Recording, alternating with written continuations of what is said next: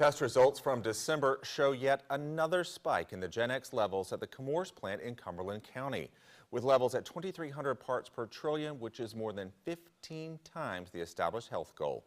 People who live near the plant in Bladen and Cumberland counties have had their private wells tested, and the results, they say, are frustrating. WWAY's Basil John has their reactions. Timmy Bergener has lived in Bladen County for 16 years. He never imagined something like GenX, an unregulated compound with unknown health risks, would wind up in his well water. He thought things were looking up when Chemours, the company that manufactures GenX, tested his water.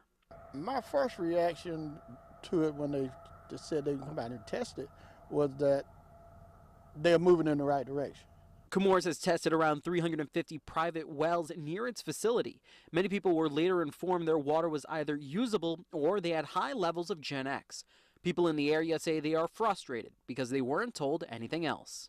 You can't just dump something in the water and send out a piece of paper and saying that's it. It's got to be more to it than that.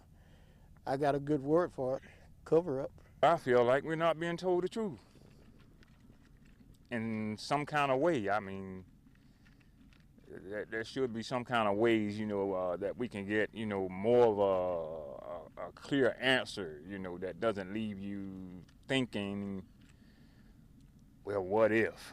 Some people in the area have stopped using their wells and are going to Chemours to pick up bottled water, but they hope they won't need to eventually. In Bladen County, Basil John, WWAY News. According to reports, Chemours wants to put carbon treatment systems in some of these private wells. However, a state official recommended not implementing it or telling residents until it receives state approval. Residents we spoke with haven't heard about the plan.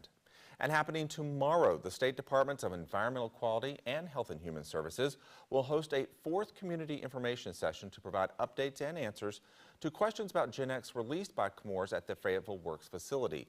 Topics will include surface water and drinking water, well sampling results and alternative water options, as well as preliminary air sampling.